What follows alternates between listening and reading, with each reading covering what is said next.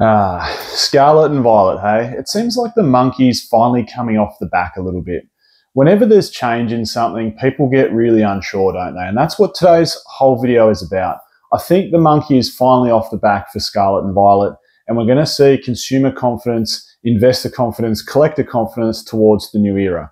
Hey, if you haven't subscribed to the channel, please do so. And if you want to become a channel member, that would be greatly appreciated. You can join up from the home screen, and when you are a member, you can ask me any investing related question via email. I have heaps of chats with people on there, and it's really cool. So on to the topic at hand. I guess, like I mentioned, whenever there's any change, people get a bit unsure about things. So we went from such a strong era in the latter half of Sword and Shield through to Scarlet and Violet, of course. We saw numerous changes. We saw, most notably, visible changes to the cards from yellow borders to silver borders. We saw changes to pull rates inside packs, as in, the rarer cards seemed easier to pull throughout Scarlet and Violet compared to what they were in Sword and Shield. We also saw changes to the rarities, like big changes. We went from, most notably, the chase cards, the alternate art Pokemon cards, to special illustration rare Pokemon cards and illustration rare Pokemon cards. So when all these changes happens, it sometimes sends, consumers, whether it's collectors or investors, into a bit of a spin. And then, confidence goes down because there's some unsurety around something. And I think now Scarlet and Violet confidence is finally starting to improve. Most people are really starting to welcome Scarlet and Violet. There were so many creators and I suppose feedback online on different forums, whether it was Facebook or Reddit groups and whatever it might be, that, Scarlet and Violet's lost the plot, spending's down. And look, that may well be the case that spending is down. I'm not saying it's not. It's just, hey, spending is down in a lot of areas. I can tell you now, spending is down at my job. Selling cars has gotten a lot more difficult compared to what it was 2 years ago.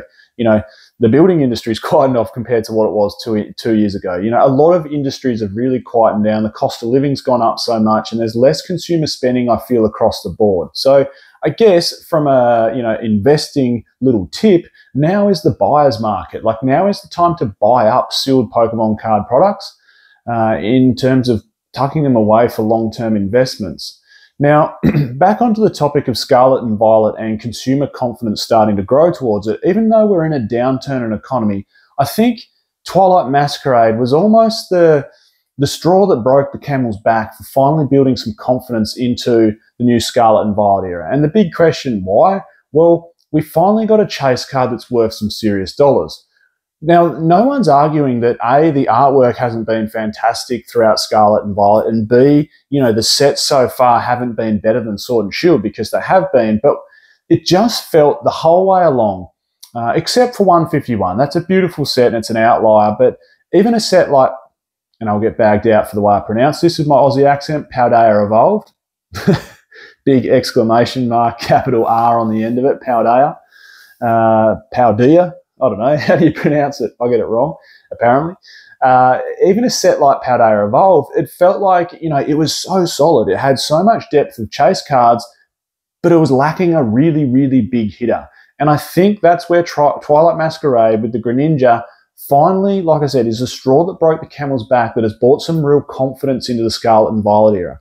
We've seen a chase card finally reach over, what is it? It's over $200 US now. Like, that's one thing everyone feels we've been missing from the whole Scarlet and Violet era, is just a real chase card. Evolving Skies had heaps of them. Chilling Reign had Blaziken. Lost Origin had Giratina. Astral Radiance has the Machamp. Silver Tempest has the Lugia. And everyone's just been going, where's that big hit? Now, it's quite a controversial card, that Greninja. People either seem to love it or hate it. I'm in the love department. I really, really like that card. I think it's a great looking Pokemon card. It's not as nice as the Alakazam from Scarlet and Violet 151. That's the best special illustration rare so far from Scarlet and Violet. But it's a really nice looking card. And pull rates have increased.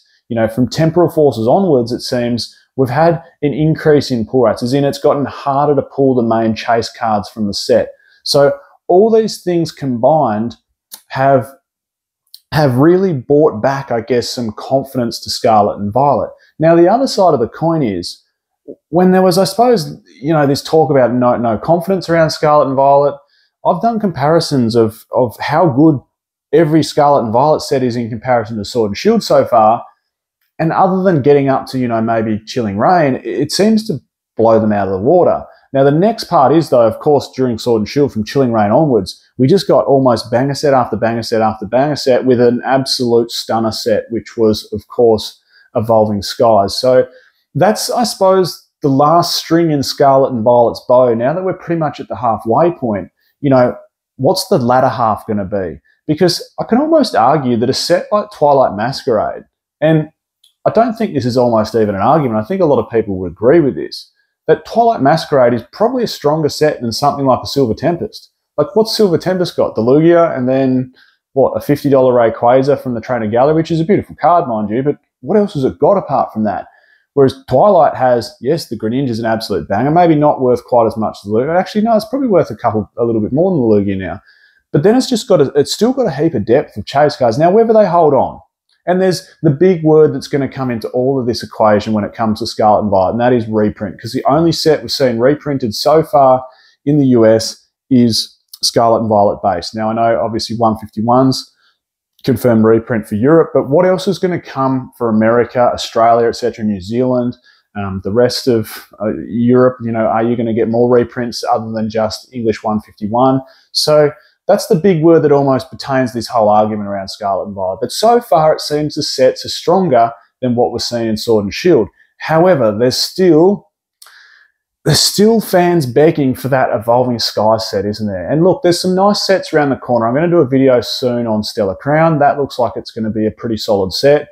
And I'm also, I suppose, like everyone else, hanging out for this Rocket set or this Eevee set.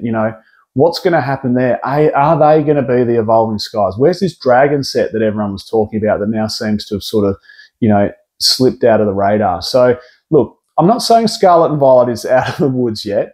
I think it's finally got some consumer confidence. I think people have gotten used to the silver borders. People have gotten used to the new rarities. The artwork's phenomenal. No one's ever argued that. Pull rates have gotten to the point now where we can bring in chase cards at higher price points because, there's less volume of them. Obviously, if they're harder to pull, there's less volume of them, therefore there's less on the market. And, we get into that supply-demand equation on the singles. And that also brings in demand for the boxes, because if singles are going up and holding prices strong, people are going to want to rip boxes to try and pull that chase cards, just like gambling, isn't it? So those things are all going tick, tick, tick, tick, tick when it comes to Scarlet and Violet. But when I say it's not out of the woods yet, everyone's still waiting for that mega set, and maybe even a couple of them, maybe a couple of just absolute banger sets. I'm not saying there hasn't been banger sets. There's been some really, really, really solid sets from Scarlet and Violet, but it just feels like everyone's waiting for that absolute banger set to come out. So when we put the investing cap on just to finalize the video and we go, okay, well, where should we actually park our money? As in, what's going to happen with reprints? I feel like a lot of people are holding out for, maybe the Rocket set or this Eevee set to, really go in heavy and park their money there.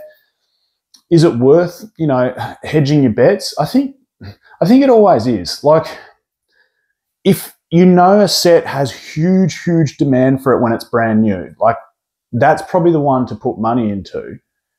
And you can see it's a really solid set. That's the one to put money into, but it's still worth hedging your bets a little bit. Maybe buying some Temporal Forces, maybe buying some Paradox Rift, maybe getting some more Paldea Evolve, maybe getting some more Twilight Masquerade before these sets get too dear. What if one of them doesn't have a reprint? With consumer confidence down and spending down across the board globally, there's every chance one or two of them, and none of them as well, but there's every chance that one or two of them could cop a reprint. Could miss out on copying a reprint. And therefore, prices are just going to go north quickly, because it's going to be, one of the first main sets in a long, long time that hasn't got, even a small reprint, since maybe something like a Rebel Clash or a Sword and Shield base that really got next to no reprints. And look what has happened with those box prices. They've got really no strong chase cards inside them, and prices have gone up north very, very quickly because they really didn't get that reprint. Anyway, tell me your thoughts below on Scarlet and Violet. Do you think it's heading in the right direction? Do you think consumer confidence has finally improved on it? Let me know down below. I'm Michael, this is Pokeoz, and I'll catch everyone next time.